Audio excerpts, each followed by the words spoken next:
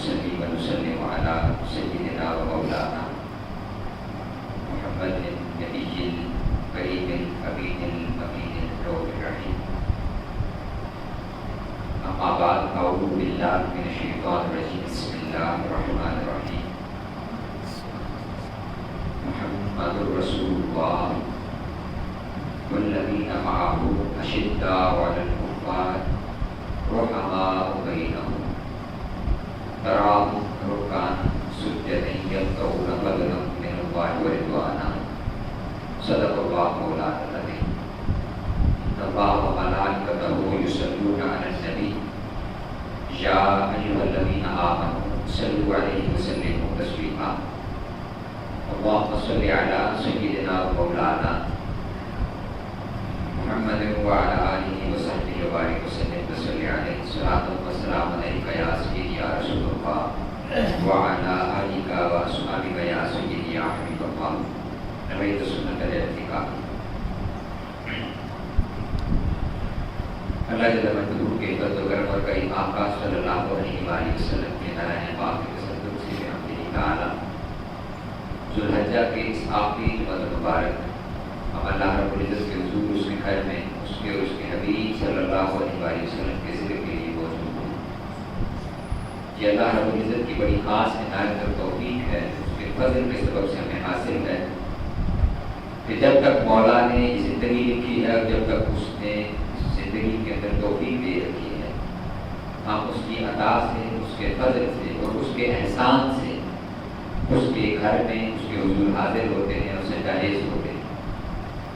یقین جانیے کہ اس کے اندر ہمارا اپنا کوئی کمال نہیں ہے، یہ خالصتاً اس رب ذوالجلال کا احسان ہے اور اس کا فضل ہے ہمارے اوپر.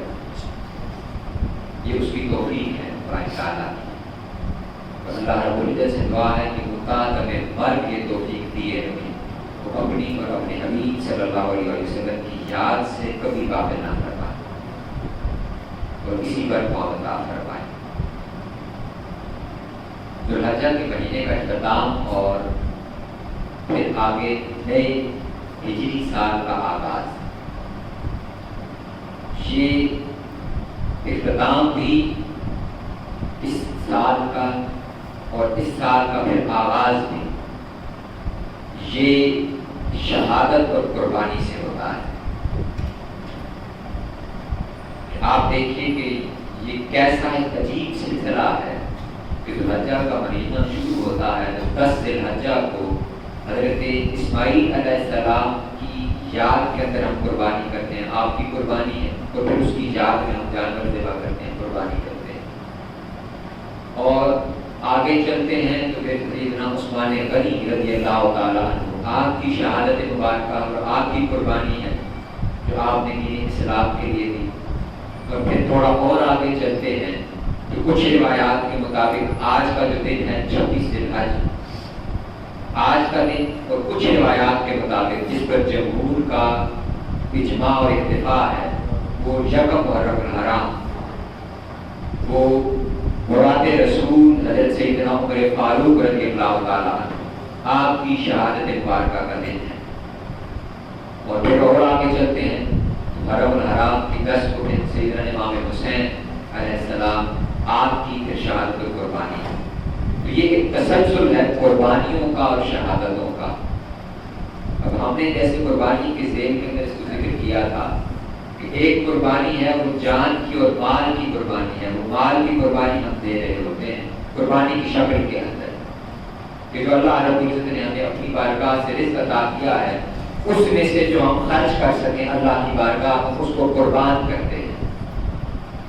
ایک ہماری قربانی ہے اور ایک پھر ان لوگوں کی قربانی ہے کہ حضرت سیدنا عثمان غنی ہوں، سیدنا عمر فاروق ہوں، یا امام علی مقام ہوں، یا مولا علی شیر خدا، جنہوں نے اس دین کی خاطر ہر 2 طرح کی قربانیاں دی. وہ کیا تھی کہ وہ اپنا زندہ تھے تو اپنا مال دیا، اور جب زندگی کا اختتام ہوا تو اپنی جان کسی دین کو دے دی.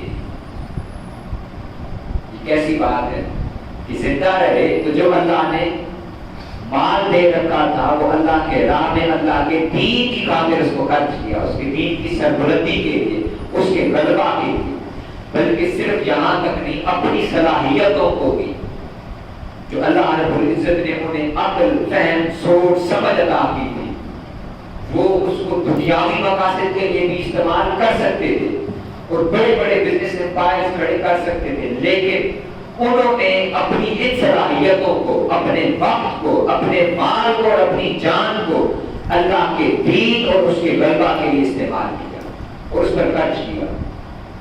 اور پھر جب اس زندگی کا اختتام ہوتا ہے تو زندگی کا اختتام بھی اللہ کی راہ میں کیا، شہادت کی صورت کے اندر اپنی جان بھی اس باقی راہ کو پیش کی تو شہادت کی صورت میں پھر پیش کی۔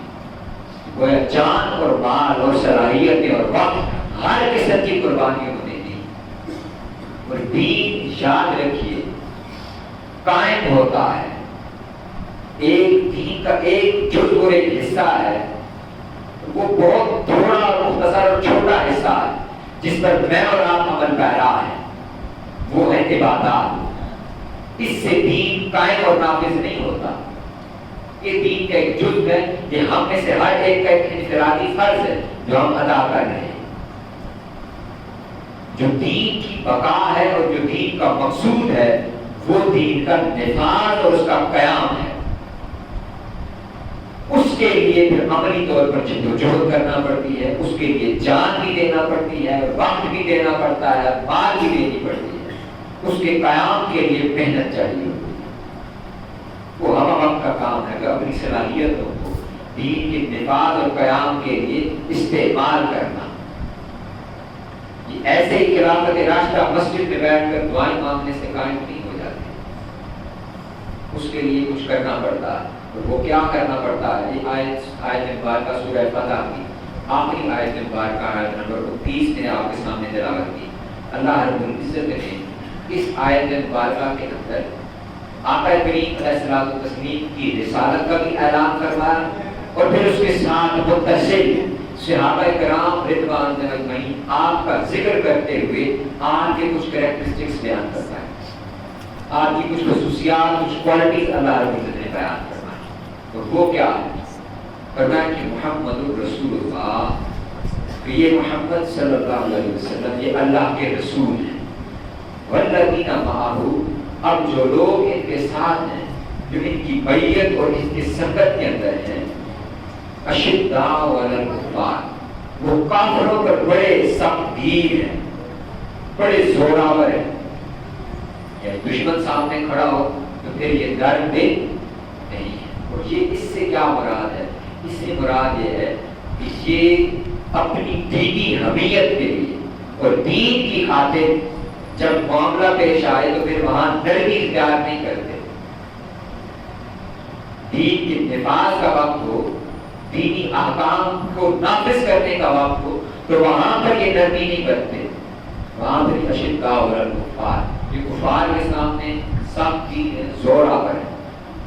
رحماء بینہم، اور آپس میں کیا ہے؟ بڑے نرم دل اور شفیق ہیں، آپس میں یہ رحیم ہے ایک دوسرے کے ساتھ، رحم کا معاملہ کرنے والے ہیں۔ اور پھر اگلی خصوصیت بتائی اور وہ کیا ہے کہ تراہم رکعا سجدا یبتغون، اے محبوب صلی اللہ علیہ وسلم آپ انہیں دیکھیں گے کہ یہ کثرت کے ساتھ رکوع اور سجود کرتے ہیں، لیکن کرتے کس لیے ہیں؟ یبتغون فضلا من اللہ ورضوانا، اللہ کے فضل اور اس کی رضا کی خاطر کرتے ہیں، دکھاوے کے لیے نہیں کرتے۔ یعنی صحابہ کرام رضوان اجمعین کو اگر یہ سند مل رہی ہے کہ وہ کفار کے لیے شدید ہے تو یہ کریکٹرسٹک بھی اللہ رب العزت نے بیان فرمایا، اور اگر وہ آپس میں رحیم ہے تو یہ خصوصیت اور سند بھی اللہ نے بیان فرمائی۔ اور پھر اگلی سند بھی انہیں اللہ کی بارگاہ سے حاصل ہو رہی ہے، وہ کیا ہے کہ فرمایا کہ وہ اللہ کے فضل کی خاطر وہ کثرت کے ساتھ رکوع بھی کرتے ہیں اور سجود بھی کرتے ہیں۔ یعنی ان کی جو دلوں کی نیتیں ہیں، ان کی نیتوں کا حال بھی اللہ رب العزت نے بیان کرنا قرآن کے اندر۔ نیت کا حال تو اللہ جانتا ہے، اللہ کو معلوم ہے کہ دل کے اندر اس شخص کا کیا ارادہ ہے، لیکن اللہ رب العزت نے قرآن کے اندر اس کو بیان فرمایا کہ لوگوں تم نہیں جانتے، تم نے انتظاری اعمال دیکھے ہیں، میں تمہیں بتاتا ہوں کہ یہ جو کثرت کے ساتھ رکوع و سجود کرتے ہیں، یہ کثرت کے ساتھ رکوع و سجود اللہ کے فضل اور اس کی رضا کی خاطر ہے۔ یہ مقام صحابہ کرام رضوان اجمعین کا، ان میں سے آج کا جو ہمارا موضوع ہے وہ سیدنا عمر فاروق رضی اللہ تعالیٰ عنہ۔ آپ کی شان اور آپ کے مناقب کیا ہے؟ آپ کی شان اور آپ کے مناقب یہ ہے کہ جیسے کہ میں نے عرض کیا کہ دین کو نافذ اور قائم کرنے کے لیے عملی جدوجہد کی ضرورت ہوتی ہے۔ اب جب آقا کریم علیہ الصلوۃ والتسلیم نے مکہ کے اندر دعوت کا اور تبلیغ کا کام شروع کیا تو کل 39 لوگ ابھی ایمان لائے۔ کتنے لوگ ایمان لائے؟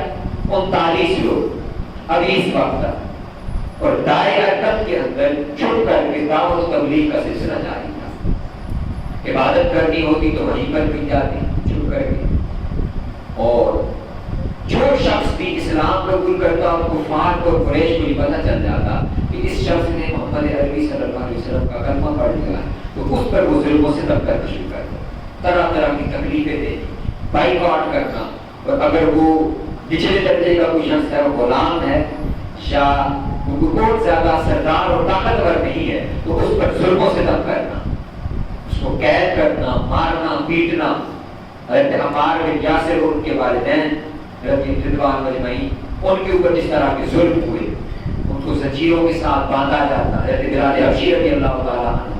تو یہ صورتحال تھی اس وقت اسلام کی مکہ کے اندر۔ اس صورتحال کے اندر آپ ملاحظہ کیجیے کہ حضرت عمر فاروق رضی اللہ تعالیٰ عنہ کا مقام حضور کی نگاہ میں کیا ہے اور اللہ رب العزت کی بارگاہ میں کیا ہے، اور وہ کیا ہے کہ آقا کریم علیہ جامع ترمذی کی روایت ہے، حضرت عبداللہ بن عمر رضی اللہ تعالیٰ عنہ نقل فرماتے ہیں، آپ روایت فرماتے ہیں کہ آقا کریم علیہ الصلوۃ والتسلیم نے دعا فرمائی کہ اللہم اعز الاسلام، کہ اے باری تعالیٰ تو اسلام کو عزت عطا فرما، بحب ہذین رجلین، ان دو مردوں کے ذریعے جن میں سے جو تجھے پسند ہو۔ اب یہ بات بڑی قابل توجہ ہے، حضور نے یہ فرمایا کہ باری صرف اتنا فرما دیتے ہیں کہ باری تعالیٰ ان دونوں میں سے کسی ایک کو کے ذریعے اسلام کو عزت عطا فرما، فرمایا نہیں، باری تعالیٰ ان دو میں سے جو تجھے پسند ہے اس کے ذریعے اسلام کو عزت عطا فرما۔ پھر وہ فرماتے ہیں کون لوگ تھے؟ ابی جہل اور عمر بن خطاب، ابو جہل کے ذریعے عطا فرما یا عمر بن خطاب کے ذریعے عطا فرما۔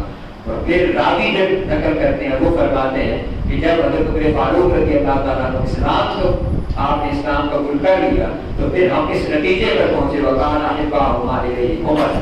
اس کا معنی یہ ہے کہ اللہ رب العزت کو عمر زیادہ پسند ہے۔ یہ شان ہے حضرت عمر فاروق رضی اللہ تعالیٰ عنہ۔ اور یہ جو آقا اسلام نے ارشاد فرمایا کہ عمر فاروق کے ذریعے دین کو عزت اور غلبہ عطا فرما، یہ دیکھیے یہ عمر فاروق رضی اللہ تعالیٰ عنہ کی الگ شان ہے۔ ہم میں سے ہر شخص ایسا ہے کہ اسلام کے ذریعے اس کی عزت ہے، ہم میں سے ہر شخص محتاج ہے اسلام کا، میری اور آپ کی عزت ہے اسلام کی وجہ سے۔ عمر فاروق کو ہے کہ آقا فرمائے باری تعالیٰ اس کے ذریعے اسلام کو عزت عطا فرما۔ ہر شخص کی عزت اسلام کی وجہ سے، اور اسلام کی عزت عمر فاروق رضی اللہ تعالیٰ کی وجہ سے۔ اور اس عزت کا کیا معنی ہے؟ عزت حقیقی طور پر جو اسلام کی ہے وہ اللہ اور اس کے رسول کی وجہ سے ہے۔ اس کا معنی یہ ہے کہ عمر فاروق کے ذریعے دین کو طاقت عطا فرما، دین کو غلبہ عطا فرما، دین کو روب عطا فرما، جس کا اظہار پھر آگے چل کر کے ہوتا ہے۔ عبداللہ بن عباس پھر ذکر فرماتے ہیں کہ رات کو آقا کریم علیہ الصلوۃ والتسلیم نے دعا فرمائی اور فرمایا کہ صبح کے وقت حضرت عمر فاروق رضی اللہ تعالیٰ نے اسلام قبول کر، اور جو ہی آپ نے اسلام قبول کیا آپ نے اعلان کر دیا کہ آج کے بعد اسلام کا نام اور عبادت وہ چھپ کر نہیں کی جائے گی، وہ کھلے آسمان کے نیچے کعبے کے شہر کے اندر کی جائے گی۔ آپ نے عرض کیا یا رسول اللہ اب عمر اسلام میں آ گیا ہے تو اب اسلام کمزور نہیں ہے، اب ہم باہر نکل کر عبادت کریں۔ جب باہر نکلے تو آپ نے نعرہ تکبیر بلند کیا، اللہ اکبر اللہ اکبر۔ کفار یہ دیکھ کر حیران ہو گئے کہ یہ کون شخص ہے جس میں اتنی جرأت آ گئی کہ وہ مکہ کے اندر اتنے کھلے انداز کے اندر یہ نعرہ تکبیر بلند کرے.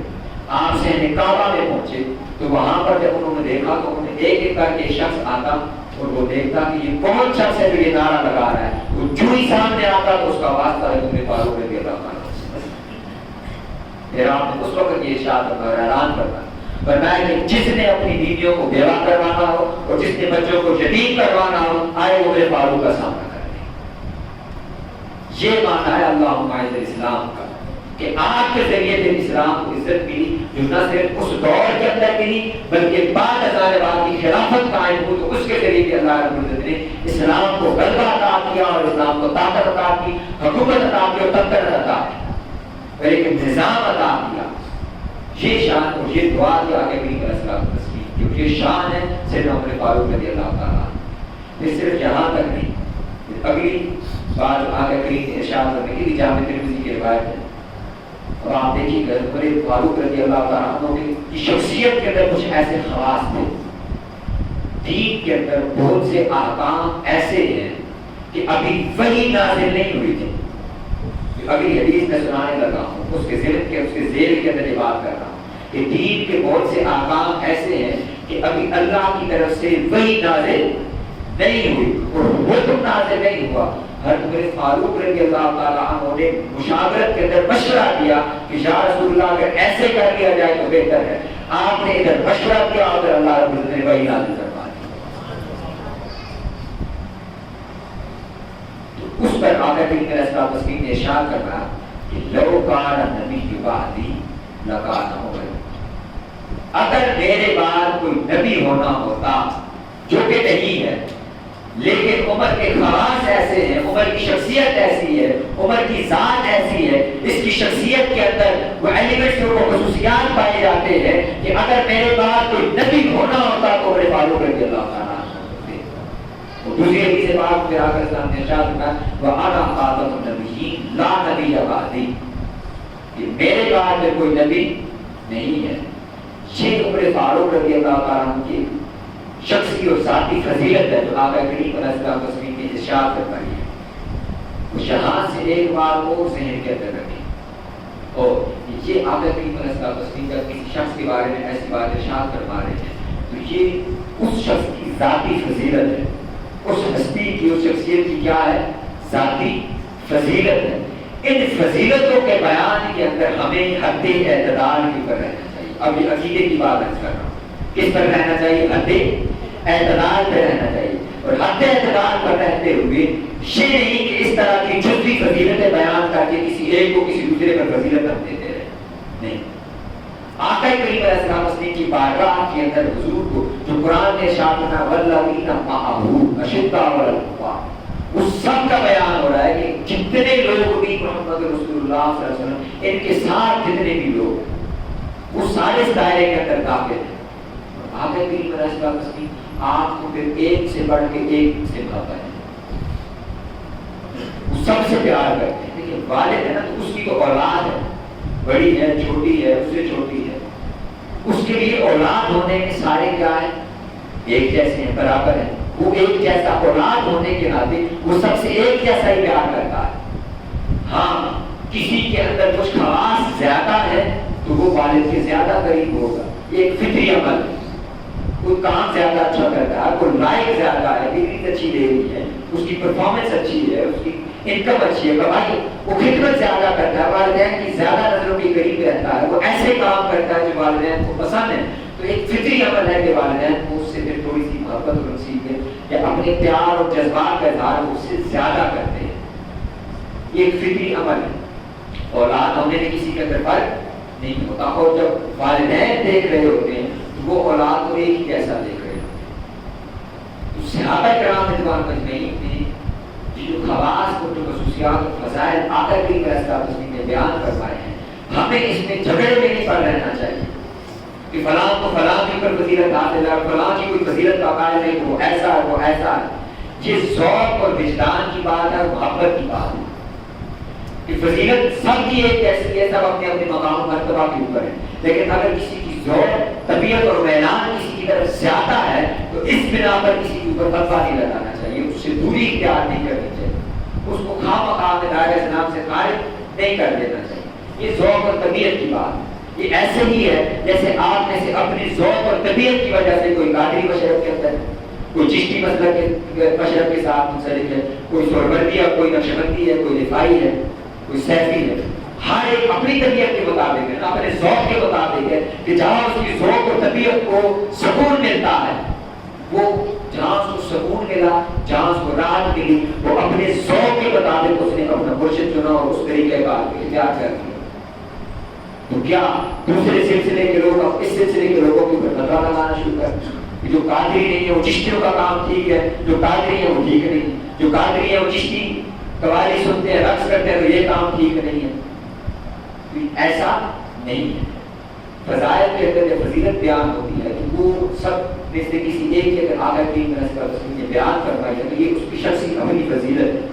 اس کی بنا پر یا اس کے بیان کے اظہار میں یا کسی کی ذوق اور طبیعت اور میدان کی وجہ سے، اس کی وجہ سے کسی کے اوپر فتوا لگانا، اس کو دائرہ اسلام سے خارج کرنا، نکالنا، جھگڑے پیدا کرنا، اس کی ضرورت نہیں ہے. موافقت دیکھا گیا، موافقت دیکھا گیا کہ یہ اس کا طبعی رجحان ہے.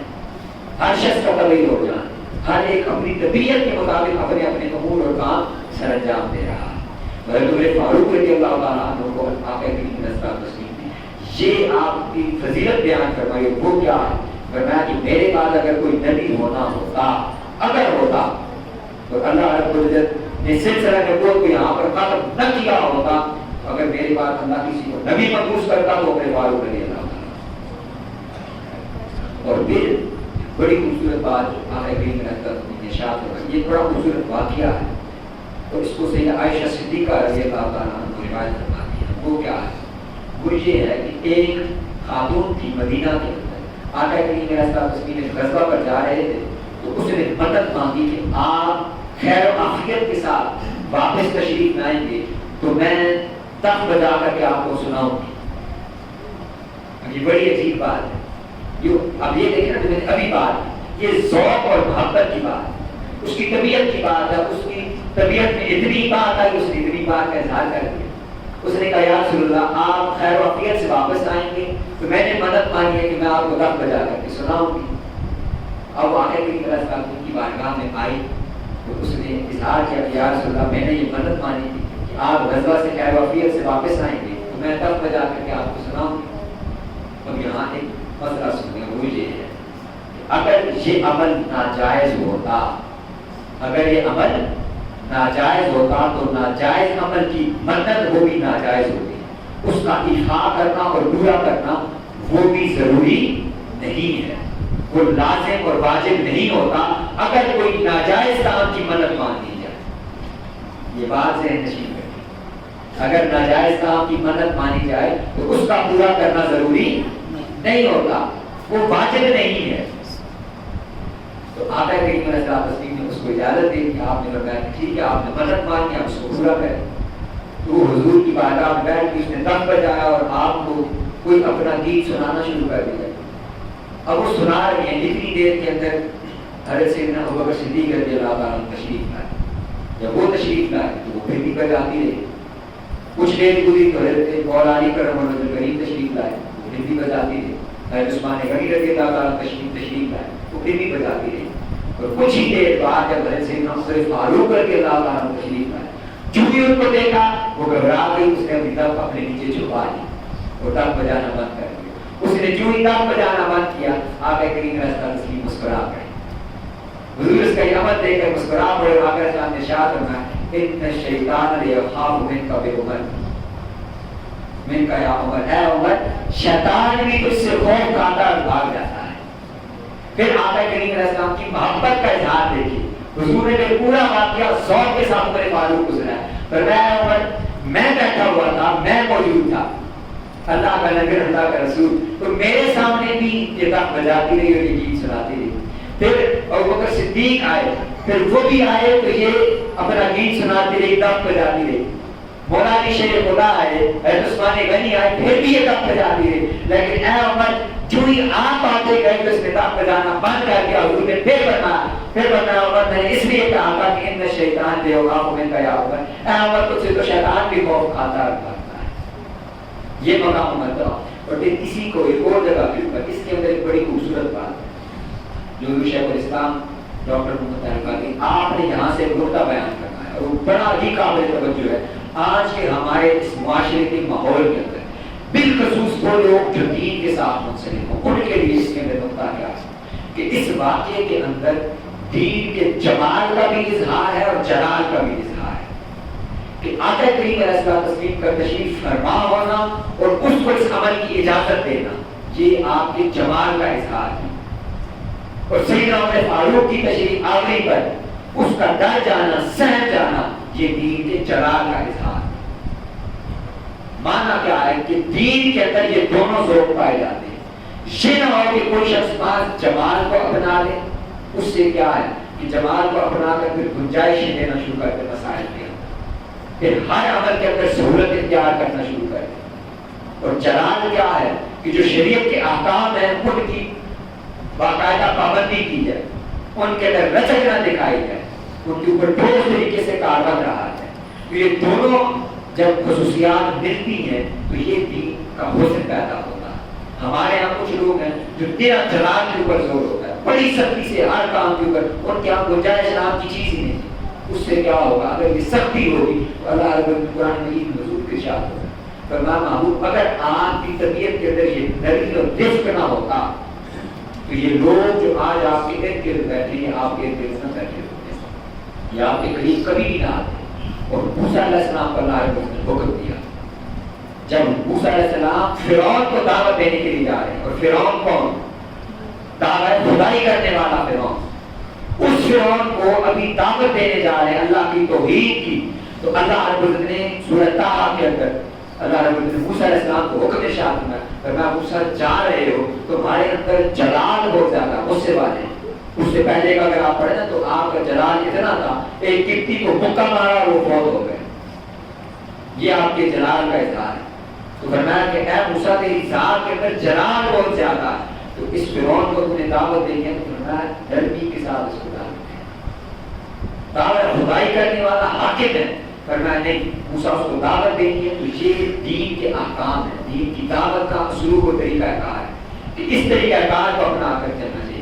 کہیں معاشرے کے اندر رہتے ہوئے لوگوں کی طبیعتوں اور مزاج کے مطابق ان کی سہولت کو پیش نظر رکھتے ہوئے جماعت کو اپنایا جاتا ہے، اور کہیں دین کے احکام کے اوپر قدرت لگ رہی ہے اور دین کی شاعر کے اوپر حملہ ہو رہا ہے تو پھر وہاں پر جلال کا اظہار کیا جاتا ہے۔ یہ دونوں چیزیں اس ایک حدیث پاک سے دونوں چیزوں کا اظہار ہوتا ہے، اس عورت کا حضور کی بارگاہ میں بیٹھ کر تخت پر جانا اور حضور کا اجازت ہے تو یہ حضور کے جمال کا اظہار ہے، آپ نے اس کو اجازت دی، رخصت دی، اور اس کا ڈر جانا سہم جانا اس سے عمر فاروق رضی اللہ تعالیٰ عنہ آپ کے جلال کا اظہار۔ آخری بار اس پر گفتگو ختم کریں گے، آقا کریم علیہ الصلوۃ والتسلیم کی ایک بڑی ہی خوبصورت حدیث پاک جو حضرات شیخین رضی اللہ عنہما کے بارے میں آقا کریم علیہ الصلوۃ والتسلیم نے ارشاد فرمایا کہ اللہ رب العزت نے کوئی نبی ایسا نہیں ہو گزرا، فرمایا کوئی نبی ایسا نہیں ہو گزرا جس کو اللہ رب العزت نے 2 وزیر زمین پر نہ عطا کیے ہو، فرمایا مجھے اللہ رب العزت نے 2 وزیر زمین میں عطا کیے ہیں اور 2 وزیر آسمان میں عطا کیے ہیں، اور ہر نبی کو اللہ رب العزت عطا کرتا ہے۔ فرمایا کہ آسمان کے اندر میرے 2 وزیر وہ جبرائیل اور میکائیل ہیں، اور زمین کے اندر میرے 2 وزیر وہ ابوبکر اور عمر فاروق رضی اللہ عنہ۔ یعنی آقا اسلام نے اپنی حیثیت بھی ڈکلیئر کر دی کہ کوئی نبی جب وہ آتا ہے تو وہ بحیثیت نبی آتا ہے تو نبی وہ اس امت کے اوپر اس زمین پر اللہ کی طرف سے حاکم اور نائب ہوتا ہے، اور پھر آگے چلنے والے اس کا ساتھ دینے والے وہ پھر اس کے وزیر اور اس کے نائب ہیں۔ یہ مقام مرتبہ ہے صحابہ کرام کا، اور صحابہ کرام میں پھر جن کو فضیلت حاصل ہے حضرت سیدنا صدیق اکبر اور سیدنا عمر فاروق رضوان اللہ اجمعین اور باقی دیگر صحابہ کرام۔ اور شب محرم الحرام آپ نے 11 سال خلافت قائم کی، اسلام کی حدود کو پھیلایا، سلطنت کی حدود کو پھیلایا، وسعت دی، 11 سال خلافت اور ایک نظام قائم کیا۔ نظام صرف یہ نہیں کہ فتوحات کرتے چلے گئے اور زمین فتح کرتے چلے گئے، نہیں، جتنی زمین فتح کی اس کے اوپر ایک نظام کو نافذ کیا، وہ دین کا نظام تھا جس کی وجہ سے 22 لاکھ مربع میل میں عمر چٹائی پر مدینے میں سویا ہوا ہے، لیکن کسی شخص کو مصر کے اندر بھی اور لیبیا کے اندر بھی ضرورت نہیں ہے کہ وہ کسی قسم کی دین سے وہ دور ہو سکے یا دین کے احکام کی خلاف ورزی کر سکے، وہ کسی قسم کی کرپشن اور بددیانتی کا شکار ہو سکے۔ یہ ایک نظام ہے اور یہ شخصیت کا اور کردار کا اظہار اور روب ہے جو حضرت فاروق رضی اللہ تعالیٰ نے نافذ کیا۔ پھر مسجد کے اندر نماز پڑھتے ہوئے آپ پر ابو لؤلؤ فیروز نے حملہ کیا، جس کی تعداد میں آپ نے جگہ محرم الحرام اور بعض روایات کے مطابق 26 ذوالحجہ کو آپ کی شہادت ہوئی۔ اللہ رب العزت سے دعا ہے کہ ہمیں آپ کے کردار کو اپنانے کے اللہ رب العزت توفیق عطا فرمائے اور آپ کی